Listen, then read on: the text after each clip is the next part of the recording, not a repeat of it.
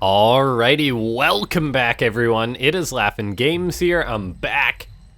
It is time for another AlphaStar 1 vs 1 replay cast, or as someone pointed out in the comments, a bit of watching people play against AlphaStar. I will say we have become pretty familiar with the AI, how it operates, so maybe I don't focus on it as much as I should have. So I will try and pay a little bit more attention to the AI when possible. Maybe look for odd quirks and stuff here and there. But naturally, it usually is about how the human plays against AlphaStar, not just how AlphaStar plays. So anyway, in the bottom right, we've got none other than a Masters Terran. Gonna be taking on the Alpha AI, AlphaStar, in a good old Terran versus Terran. The map is Cyber Forest for this one, and of course, as usual, it is gonna be the old best of 3. I know sometimes I forget to do the third game, but that's just the way she goes. And yeah, I do have thought about doing more best of 3s and stuff on the actual channel and things like that. However, it does take a little bit of time, like to do like full pro gamer best of 3s and best of 5s. So I try and just find like the longer matches, which are good. But for AlphaStar, I usually do just stick with this format. Now, we are a minute and a half into the game, which is, let's see. Yeah, let's just go. We're 31 seconds on the clock. Let's go for 31 likes on this video. That would be awesome if we could do that. And yeah, we've got the Terran human player, SCV scouting AlphaStar, gonna be going for a Reaper expand. Same for the human player, so nothing out of the ordinary there. SCV comes in for the Masters player. Is a bit of an odd SCV scout timing. AlphaStar isn't going for an SCV scout, which makes more sense when you're doing this build, because the Masters player kind of just sent his SCV across the map for it to die, and I know that it's going to give him that little bit of peace of mind, but now all of a sudden he's down a worker. Just from that opening. AlphaStar not scouting is a bit of a bold statement in case it was something like double proxy Reaper. However, the AI is known for having miraculous holds, whether it scouts something or not, and so I do believe that AlphaStar probably would be fine, namely because it wouldn't let its macro hinder, like a lot of people do when panicking and trying to hold proxy Reapers. So when I've been playing lately, I think, okay, no, it is important to make sure that you queue up those workers while you're trying to do a hold or whatever. And now let's take a look here. We have got a CC on the low ground for AlphaStar, CC on the low ground for the Masters player. The Masters player, he did just go for the one Reaper, whereas AlphaStar is going for the multiple Reaper Hellion play, which I'm honestly a fan of. Usually when I see this build, I do see it off of just one base opening, whereas AlphaStar is going for it off of the 2 bases, which is kind of unique because I feel that this is quite a commitment before AlphaStar is going to have out, say, a tank, a cyclone, something like that. So to defend its actual natural, I feel like this is a little bit of a greedy build in a sense. However, AlphaStar are going to have the starport on the way out, and definitely the Medivac Hellion play is something that is common in the TVT meta. AlphaStar, though, just going for a tech lab, whereas the Masters player is going right into that defensive unit, that cyclone, on the way. Double Marine production. These Marines will have more longevity in the late game. Whereas AlphaStar, yeah, still just churning out Hellions and Reapers, which is pretty crazy. Makes me wonder if the AI is just going to dive on into the Masters player's base, which would definitely be something, and it definitely can be a viable strategy because players rarely expect, oh, I don't know, 4 Reapers or 5 Reapers, 4 Hellions to dive on up on them. So we'll see if the AI is going to basically go for broke, if it'll just basically YOLO itself up that ramp, and if the Masters player is going to be ready. I mean, what does he have? 7 Marines, a Cyclone, and a Reaper. The Cyclone's the main anchor point for the Terran force, but with a good concave, I don't believe AlphaStar could go up this ramp. So a bit of an interesting opening from the AI, opting to go for all these Reapers and Hellions, then getting out a Siege Tank, getting a Banshee on the way. The Banshee is absolutely no surprise. But if we do take a look, the Masters player is just going to be playing a very, very economic game with a 3rd CC on the way already. So going to be trying to out-macro AlphaStar, which is exciting as always. It's not an easy task, but maybe this guy can do it. He's also got a Raven on the way, which is going to be monumentally helpful to defending against the Banshee bot, which is AlphaStar. And yeah, an engineering base on the way. Now, Banshee bot, there actually is, I was talking about how I may cast other bots on the channel at some point, and I think there might actually be a Banshee bot out there that someone's made. So maybe one day we'll compare that to how good AlphaStar is with Banshees. Now, in goes AlphaStar, gonna find the command center before the SCV finishes that. That's a bit of a pain. The Terran player's gonna have, or the human player's gonna have to get on that as soon as possible, repairing that. He does have an eBay done. He's got a Raven and a Cyclone, so he should be able to shut this down, but oh no, he's not chasing down the Banshee as well as he should be. So the Masters player, having all the tools he needs to deal with this Banshee, but still losing 6 SCVs, he needs to get that CC building right away. That should usually be priority number 1. To queue something over there to finish that. Instead, he's focusing on swapping over his barracks and such. He needs that CC finished. Every second he doesn't have that done, he's going to be taking economic damage. All the while, he never fired up any turrets, despite there being Banshees. And this is kind of that classic blunder, in a sense, in which the human player is a little bit overconfident with his defense and things. And so we see the Masters player hasn't even finished up the orbital or the command center. Just, oh, that's such a big mistake. Such a big mistake, him not finishing that up. I mean, he's selecting it as he goes through his hotkeys, but now he's just getting that up. That could have been finished a minute ago. That could have been a mule extra he had out. Of course, the chaos is a little bit much, but not the best defense there from the Banshees. AlphaStar out on the map with its Hellions and Reapers. Interestingly enough, it hasn't dove these in yet. It very well may do later on, just to try and get some utilization out of them. AlphaStar has gone for double starport, triple starport as well, by the way. So going into the mass Viking siege tank play, which is pretty unique. It's going to be odd for the Masters player to try and deal with his bio, but you never know. Mass Vikings will need the siege tank support for AlphaStar. And the Masters player is actually going to be pushing on out. Maybe going to be going for a big attack, and the third base of AlphaStar is somewhat exposed. If these Marines stim, but they're a ways away from stim, maybe they can get on top of this base. So we'll see. How careful is the Masters player going to be with this attack? There's a chance that he's just going to grossly overcommit. In he goes, though, with his tanks, with his Marines, going to force the third base of AlphaStar to lift off. A nice bit of damage done if he does just go home behind this. However, a Banshee in his main base is going to be killing off some of his SCVs, and if he goes in any further with this, he will be in big trouble, as all the tanks on AlphaStar's high ground will actually just obliterate these Marines when they don't have combat shield. AlphaStar going to try and land its third base once again. This is definitely a mistake, and the Masters player might actually kill this, and he will, so a really great pick-off for the Masters player. Now, AlphaStar does actually kill off one of his Ravens, but getting that damage done, AlphaStar is going to be behind economically. I mean, it's rebuilding the third base right away, so it realizes that that went down. Even if it didn't realize that it wasn't a good idea to re-land it, the AI at least knows it's a good idea to replace it. Army-wise, I'd say AlphaStar is definitely ahead with the more terrifying force. However, I mean, economically, not in the best spot. The Masters player did do the right thing. He did decide to go home after this, which I really do like and respect. The Reapers for AlphaStar getting pushed away. And the AI. Yeah, just going to be throwing up another command center on location along with the one on the high ground, or I guess the mid ground in a sense. This is higher. Anyway, now we see the AI just going to be churning out more and more Vikings, playing hard into this, playing the turtle style, and the Masters player is going to have to be able to approach this style somehow.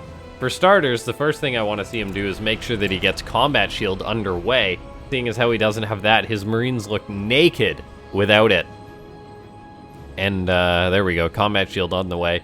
But I definitely don't think he should push into attack. There is way too many siege tanks for this. However, if AlphaStar is unsieged, like the AI is right now, AlphaStar could be very vulnerable to an attack.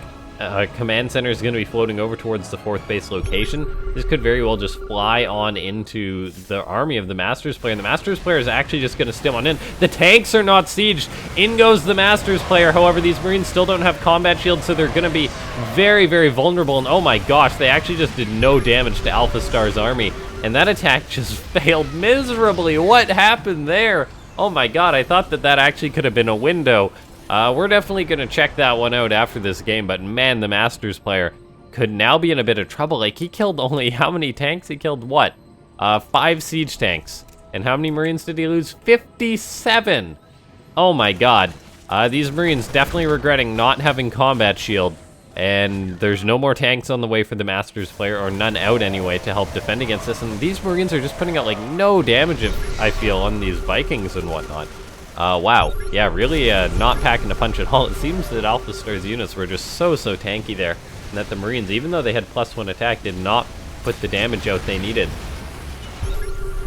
Another tank comes out for the Masters player, but his 3rd base is gone. His production ain't going to keep up.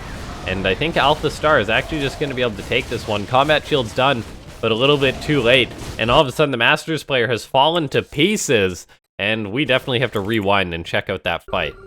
Okay, so yeah, let's slow this one down. Like, okay, this is what? Like, this is like a solid, like, 30-40 Marines. He gets right on top of the tanks. What happens? I guess the Marines just shoot some of the Vikings and they're all just too clumped up, so they just get gunned down. But, like, what were they shooting there? Like, oh my gosh. Yeah, a little bit further back.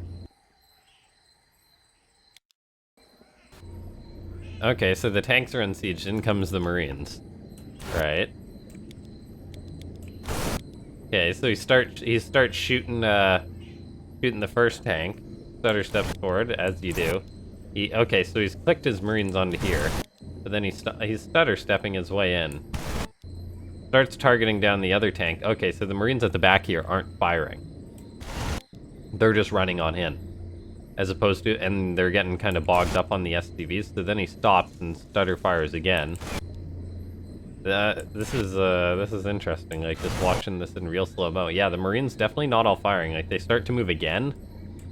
All of them, not just a few of them.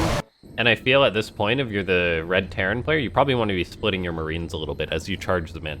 Try and split up tank shots, so him moving all of his Marines at this time was not what he wanted to do.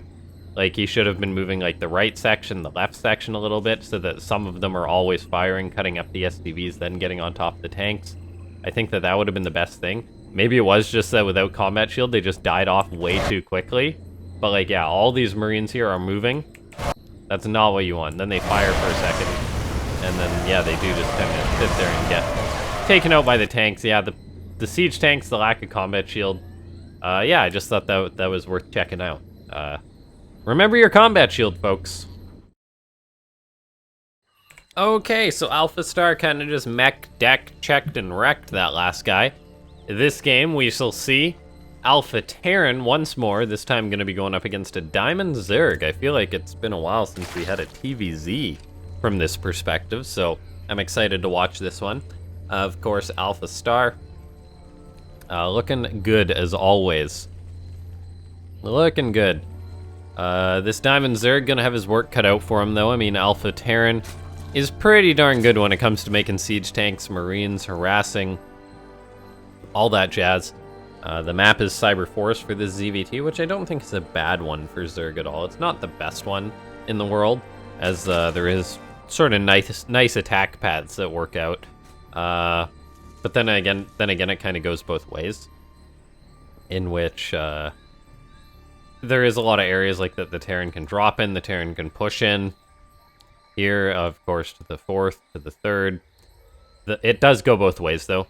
As if you're a Terran trying to secure the 3rd base on this map, you could be attacked from here. The Zerg could break down the rocks, come in from here, lead into some very nasty surrounds, come in from the north as well.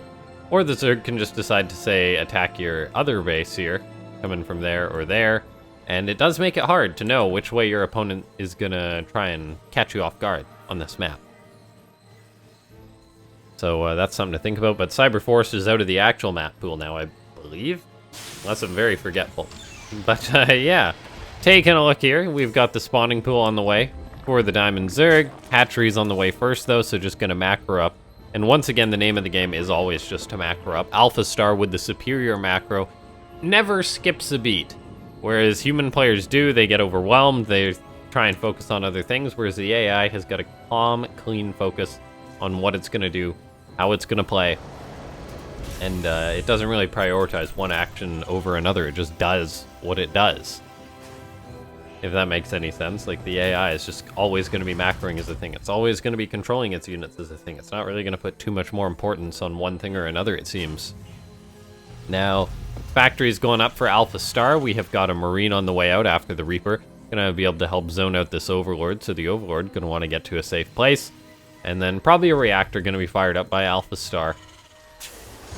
Lowers that depot, gets that SCV back to work. The Marine is going to work away on the Overlord, but the Overlord should make it to safety. And the Reaper, interestingly enough, is just staying back for AlphaStar, so playing very safe. Oh no, AlphaStar! You are such a derp. Stop it. Stop shooting your command center. Stop it. Stop it. What are you doing? Why does that Marine have such a hatred for buildings? Alright, so the command center takes a bit of a beating. AlphaStar inspiring fear into the Diamond Zerg, saying, I will shoot the shit out of my own command center. I don't care what you say. Now, a lair is on the way for the Diamond player. So that's rather quick. A 3-minute lair, along with the hatchery too. Makes me wonder what he's gonna go for. Is he gonna just, like, try and Nidus cheese AlphaStar? Because another gas is already going up. 4 gases are generally what you want as the Zerg, of course, if you're going mutas. 3 is generally indicative of roaches. So far, just the 1 extra. But then he actually didn't build that gas. Did he cancel that? I guess he must have canceled that, eh? And we can tell that he did because he lost the 6 resources for it. Now, let's take a look here. Liberator's on the way for AlphaStar.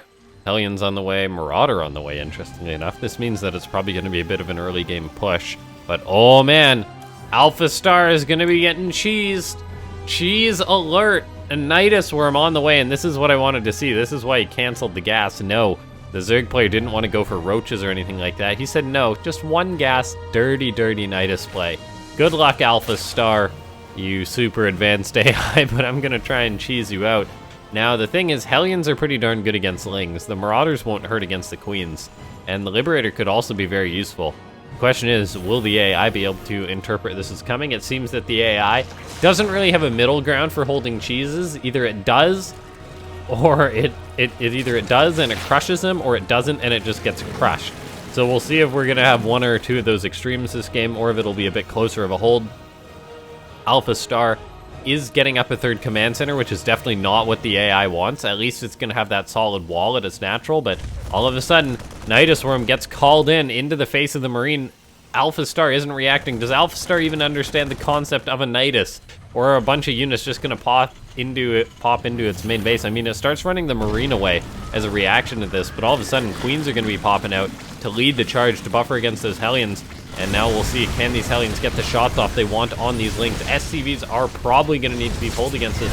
AlphaStar needs to take a smart engagement. So far, pulling back, getting shots off on the Lings, it does. It's also got the healing capability of the Medivac too, which is good. It's going to pull its Hellions to its natural, try and shut down these Lings, which are breaking down its wall. The Lings do get in, however, they are going to get bogged up and shot down by the Hellions. And so far, with the unit count falling for the Diamond player, this looks pretty good for AlphaStar. The unit production is being halted a little bit, however, there is a tank on the way. Nothing coming out of the Medivac, but still Marines being queued up for AlphaStar 2. And there is literally just the 4 Queens here for the Diamond player. His Queens are awfully slow off of creep as well, but here comes more Lings to help buffer for them. Then all of a sudden, AlphaStar Autobots roll out, turning the Hellions into Hellbats, which will do much better against the Queens, and also incredibly well against the Lings. So this is looking really, really good for AlphaStar. The Medivac also healing up these units. I think this is going to be a total squash of this rush as AlphaStar cleans up the last of the Queens. More Lings are rallying to the AI's natural, but the AI even squeezed up a bunker amidst all the chaos. The Zerg player has had his Nidus shut down. He's firing up a few drones, making some more Lings, but the army of AlphaStar is just a little bit too much, and I think the AI has indeed held this attack. Well done, AlphaStar. The Hellbats at the end were just icing on the cake, showing us really good play. Yeah, the Diamond player has got a few lings running around now, but he's got a Roachhorn on the way to follow this up, remaking his queens so he can inject. Because he's very, very short on larva, and so he's banking a ton of money since, I mean, all of his queens died. If he could have at least got out with the queens, that would have helped his macro transition, but he doesn't have that as an option. AlphaStar has got that third base floating over, going to secure that up. And this is going to be a real tough one for the Zerg. So we see a Spire on the way, which, by the way, is just going to give this Queen a lot of grief. Start harassing these eggs, kill those drones as they pop out. The Liberator not on the best positioning for AlphaStar, so maybe not understanding that it wants to get the drones. But the AI is just going to push across the map, not give the Diamond player time of day, and just going for a kill move. So really, really sharp killer's instinct here for AlphaStar. The tanks are going to get set up. The bio is going to engage this third base. There's stim. The units, of course, are very stimmed, seeing as how AlphaStar has just the one medivac in AlphaStar fashion, and the Marines are actually super duper overstimmed, double stimmed there for the AI, but in the end, the third base does still go down. Looks like there's a bit of a Ling counterattack for the Diamond player, which is actually quite nicely done, engaging the SCVs, making them run around a little bit. 2 more Marines do pop out to help out with this, but quite a nice counterattack from the Diamond player. The concern still is, though, that AlphaStar has killed off the third base. There's nothing else really on the way for the Diamond player, who, by the way, hasn't got any more gases to help with his muta production. He's got the minerals for 18 mutas, but he certainly doesn't have the gas. AlphaStar's economy has really been disrupted this game. 32 SCVs is not a super high count. The SCVs, though, are getting spread across the bases, so that's pretty good. The AI now going to be dropping mules, 4 mules into the main base. Going to be having that income boost on up. And the Zerg player hasn't even dislodged these siege tanks, which are going to be rejoined by this bio army soon enough. And once that happens, I think it's going to be really, really tough for the Diamond player to hold on. If he could all of a sudden turn his 2,000 minerals into 40 lings, that would be great for him, or 80 lings, pardon me. That would be really great for him, but that's not going to be the case. And so all of a sudden, in go the Ravagers, but there's no high ground vision for the tanks. They're just going to get cut on up by the bio that shows up, and AlphaStar just crushes that defense, and GG is called. Well done by the AI, showing us another solid game. I liked the Diamond player trying to cheese out the AI, but his macro follow-up just wasn't good enough. So, ladies and gentlemen, if you enjoyed this game, make sure to go ahead and hit that like button. If you're new to the channel, go ahead and subscribe, join the Discord, and consider becoming a member if you do want to support the channel. I'll see you guys next time. Thanks so much for watching. This has been LaughNgamez.